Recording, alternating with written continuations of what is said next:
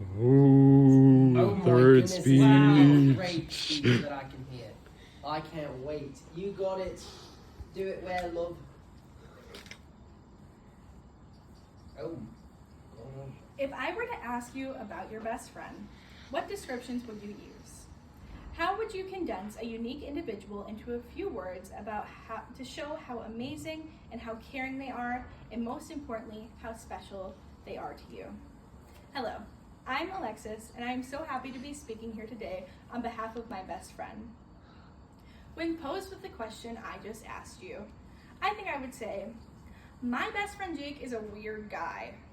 While kids were playing with action figures, Jake was playing with propane tanks. His Christmas gifts range from Bunsen burners to antique coins. He has a collection of broken solar panels in his backyard that he swears he will fix someday. He buys his brother's broken or slow laptops to mine cryptocurrency, then donates the profits to charity. When he was only 10 years old, he became a figurehead to an anti-bullying bill in Minnesota. If you Google his name, you can see him next to the governor at the celebration when they won. Jake knows some Spanish, but decided to learn German in college. Jake is majoring in economics and waiting to find out if he gets into an Ivy League law school. This is all stuff you can learn about Jake within 30 minutes of meeting him. However, I have spent the last 7 years of my life becoming an expert in Jake. And while his accomplishments and achievements show that he is obviously gifted and going to go far in his education, something I think only I know is how good Jake is, how kind and how caring he can be. I truly believe that every moment of my life since I met Jake has made me a better person. The value I find in speaking about Jake today is to remind you all to think about the people you find dear in your life. I hope that after I'm done talking today, you will reach out and let that person know how much you care about them. Jake taught me to be a more caring person and inspired me to look at the world through a different lens, a lens where helping people and taking the time to get to know them is a priority. Throughout this speech, I will first explain the important pieces of my own background and how I met Jake. Next, I will go over the things I have learned about Jake throughout the years and how I felt about these qualities as I encountered them. Then finally, I will reflect on how Jake changed my life and how he has led to me changing others' lives as well. I moved often growing up.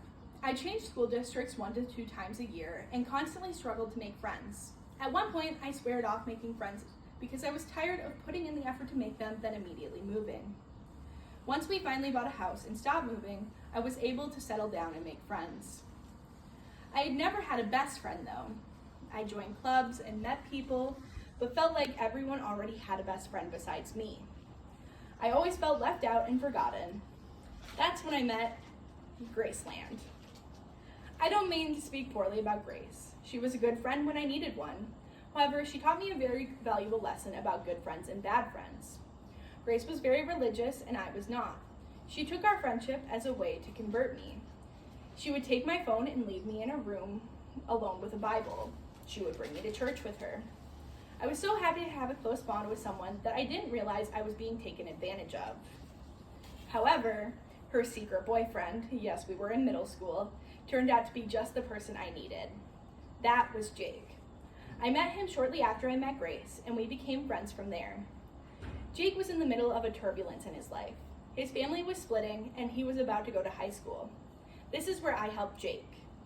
My parents got divorced when I was young, and I knew how to live in a separated family. I helped him through this time and offered my advice and listening ear whenever he needed it. We ditched Grace shortly after we became friends. Jake and I became closer throughout the years, and one summer we finally confessed our true feelings for each other. That's right, the big BF. We admitted to each other that we were best friends. This was a huge moment for me. I never felt comfortable telling people how much they meant to me because I knew I always cared more about them than they did about me. However, Jake was my first friend to really take me at face value and not take advantage of our friendship.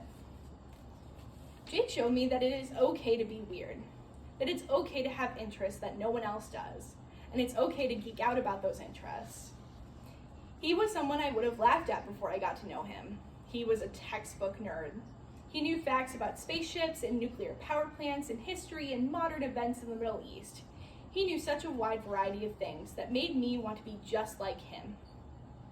Jake inspired me to care about more things. I was so caught up in the coolness of not caring, I barely had a personality. I started to read more. I started to play more games. I became obsessed with board games. I started watching geeky TV. I started writing. Jake sparked a fearlessness in me. I wasn't afraid of being myself anymore because he was so good at being himself. He was so sure about what he wanted to do with his life that it made me realize I knew what I wanted to do with my life. Jake's care about foreign affairs as well as issues in the US showed me that I also cared, and that I cared so much I wanted to help make a change. He's part of why I'm going to school to be a teacher. Jake is a positive person wherever he goes. He constantly has a huge grin on his face and waves at everyone he knows. I have noticed that when he's speaking with an acquaintance, Jake has a higher tone in his voice and gets more nasally. I say this because when I first met him, that's how he spoke with me. Jake and I grew closer and we got to know each other's true selves. I told him about my family history and how I was in love with a million guys and didn't know how to choose one.